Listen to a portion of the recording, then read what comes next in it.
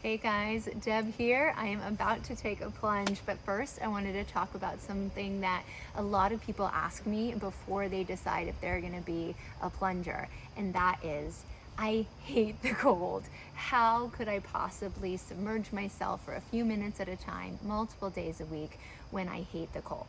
And my answer is that the cold from just being outside and shivering or being in the wind is a very different cold than being submerged all the way up to your neck in water.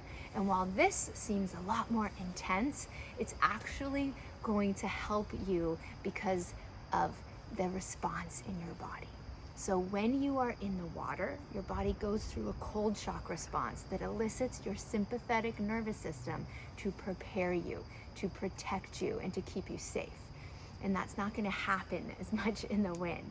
And so what's happening in your body when you're underwater is that your body is going to protect you. So you notice how sometimes your limbs are the first things to get cold?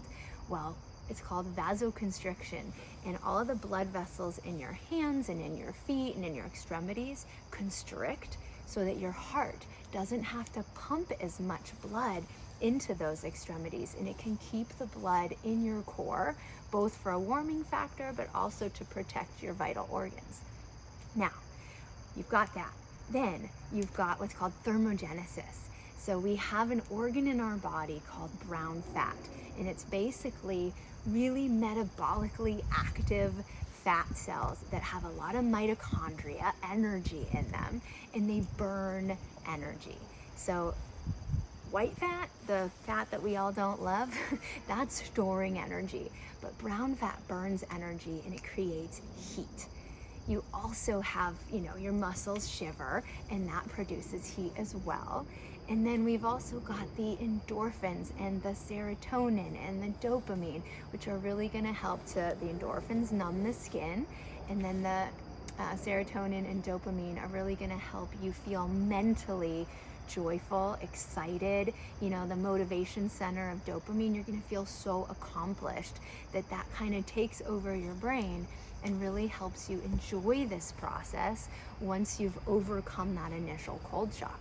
So with all of that activation comes the parasympathetic phase, where your heart rate drops because, you're not having to pump as much blood, your breath becomes slower and more controlled, and these feelings of, serotonin and dopamine are flooding your brain, and you're getting this real experiential calm and safety that there's just no way that happens when you're standing in the wind. And so while I know it might be intimidating, and while I know that there is always an element of discomfort in the beginning of a dip, these are designed to generate heat, energy, and a good mood. We have been doing this since the 18th century. There is so much wisdom in this practice, and feeling more and more comfortable knowing that you are doing something so healthy for your body in a way that is safe can do wonders for your ability to overcome that initial fear.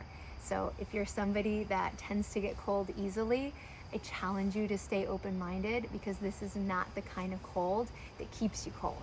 It's the kind of cold that adds warmth and a revitalized sense of self every time you do it. All right. Hope to see you in the water soon.